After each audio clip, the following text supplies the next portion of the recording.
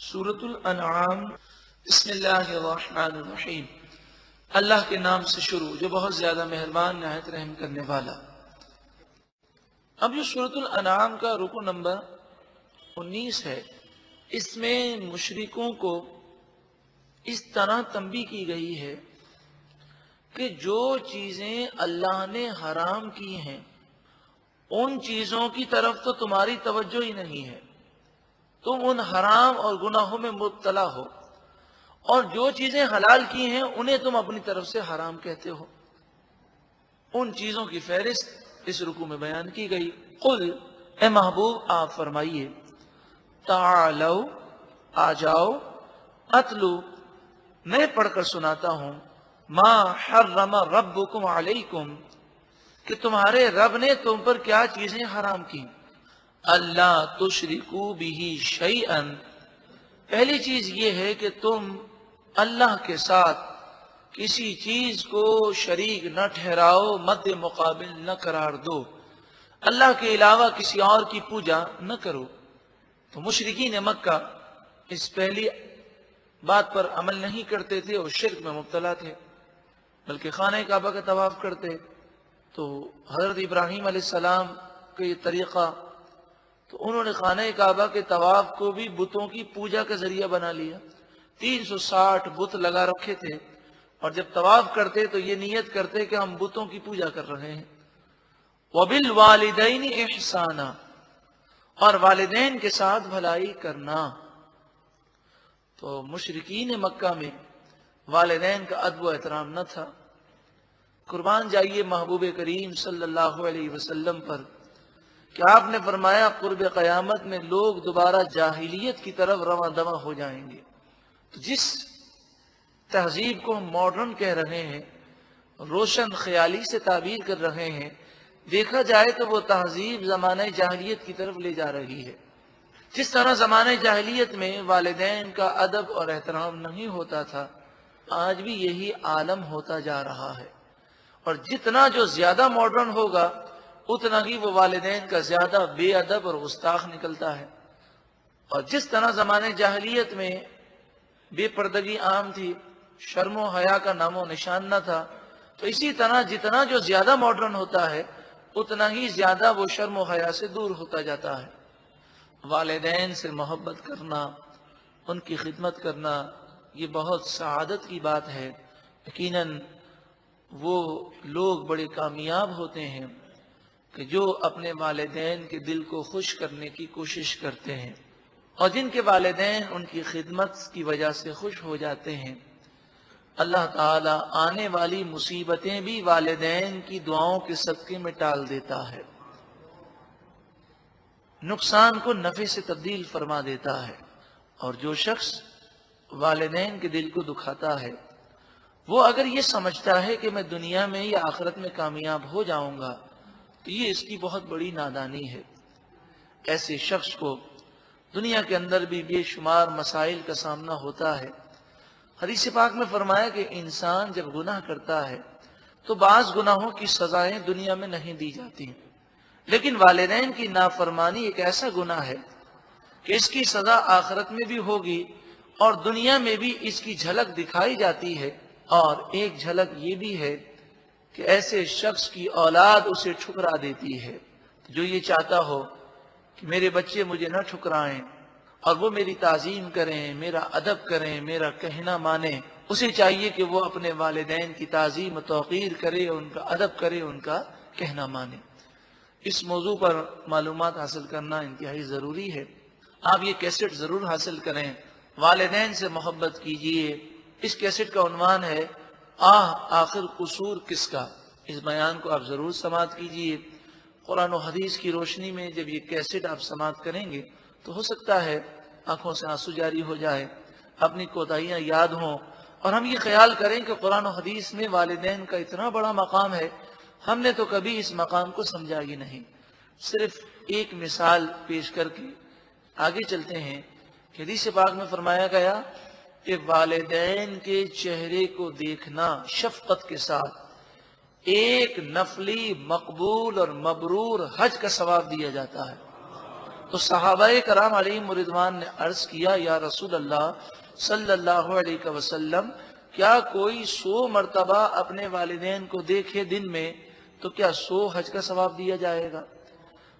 تو نبی اکرم صلی اللہ علیہ وآلہ وسلم نے فرمایا کہ اللہ بڑا کریم ہے، گویا کہ فرمایا کہ وہ 100 مرتبہ دیکھنے پر 100 نفلی حج مقبول و مبرور کا ثواب عطا فرمائے گا۔ اب آپ بتائیں اس روایت سے والدین کا مقام کتنا روشن ہو جاتا ہے۔ انسان ہزاروں روپے خرچ کرنے کے بعد بھی نفلی حج کر کے آئے، وہ یقین سے نہیں کہہ سکتا کہ میرا حج مقبول ہوا، لیکن محبت کے ساتھ والدین کو دیکھ لیا جائے تو اسے مقبول حج کا ثواب دیا جاتا ہے۔ وَلَا تَقْتُلُوا أَوْلَادَكُمْ مِنْ إِمْلَاقٍ، اور تم اپنی اولاد کو رزق کی تنگی کی وجہ سے قتل نہ کرو۔ املاق کہتے ہیں تنگی رزق کا خوف، اس خوف سے قتل نہ کر دو کہ تم کما کے لاتے ہو اور تمہارے 2 بچے ہیں، اب زیادہ ہوں گے تو پھر تمہارا خرچہ کیسے پورا ہوگا؟ جو رب تمہیں دے رہا ہے وہ دنیا میں آنے والے کو بھی دے گا۔ نحن نرزقکم وإیاہم، ہم تمہیں بھی روزی دیں گے اور انہیں بھی روزی دیں گے۔ روزی کے رزاق تم نہیں ہو۔ خاندانی منصوبہ بندی کی ایک لاجک ہمیں جو سکھائی جاتی ہے وہ یہ ہے کہ اگر 2 بچوں سے زائد بچے ہوں گے تو اخراجات بڑھ جائیں گے، اور پھر اخراجات بڑھنے کی وجہ سے تنگ دستی ہو جائے گی، لہذا خاندانی منصوبہ بندی کی جائے، ایسے کنٹرول کیا جائے۔ یہ سوچ ناجائز ہے، اور خاندانی منصوبہ بندی کے تحت جو سوچ دی جاتی ہے وہ یہی سوچ دی جاتی ہے۔ اس میں خود غرضی کا پہلو ہے، اس میں یہی ہے کہ سارا ہم ہی حاصل کر لیں۔ یہ سوچ دی جاتی ہے کہ 15 کروڑ پاکستان کی آبادی ہے، اگر آبادی اس طرح بڑھتی رہی تو یہ 21 کروڑ تک پہنچ جائے گی، تو فصلیں تو وہی ہیں، تو پھر کھانے پینے میں تنگی ہو جائے گی۔ تو سوچ یہی ہے۔ تو خاندانی میں منصوبہ بندی کا قاعدہ یاد رکھیں کہ اگر اس سوچ کے تحت کوئی خاندانی منصوبہ بندی کرتا ہے تو یہ حرام اور گناہ ہے، کہ روزی کی تنگی کا خوف نہیں ہونا چاہیے۔ نحن نرزقکم وإیاہم، ہم تمہیں بھی روزی دیں گے اور انہیں بھی روزی دیں گے۔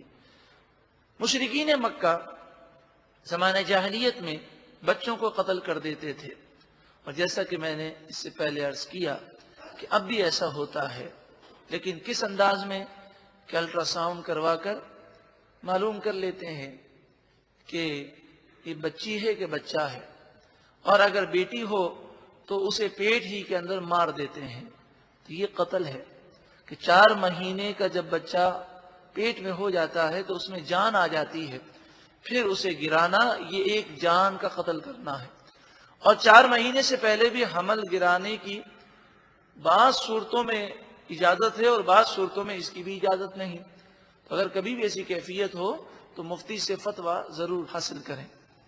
اسی طرح بعض لوگ بیٹا ہو کہ بیٹی ہو اس کی پرواہ نہیں کرتے، حمل رہ جائے تو چاہے وہ 4 مہینے سے اوپر کا ہو جائے وہ اسے گرانے کی کوشش کرتے ہیں، اور وہ بسا اوقات یہ قتل عظیم اور گناہ عظیم کر بیٹھتے ہیں کہ اپنی اولاد کو اپنے ہاتھوں سے قتل کرتے ہیں۔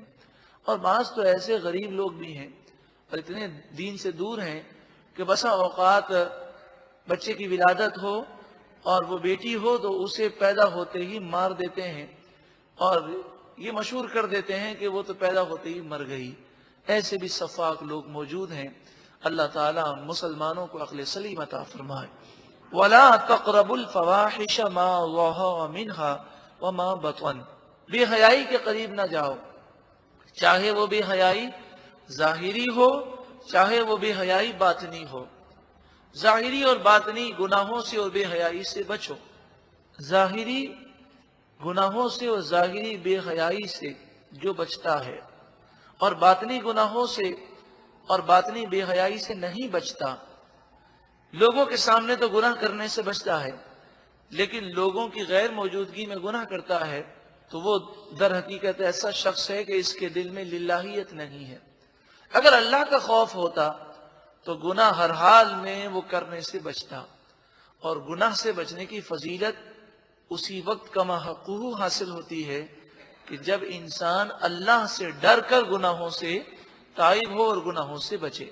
جہاں تک ذہنی گندگی کا تعلق ہے، دل کے گندے ہونے کا تعلق ہے، نگاہ گندی ہو جائے، کان گندے ہو جائیں، تو یہ گندگی انسان کو تباہ کرتی ہے، اور وہ چیزیں بھی تباہ کرتی ہیں جو اس گندگی کی طرف لے جاتی ہیں۔ تو انسان کو ان تمام مناظر سے بچنا چاہیے جو اس کے ذہن کو، اس کے دل کو، اس کے کان کو، اس کی آنکھوں کو گندا کر دے۔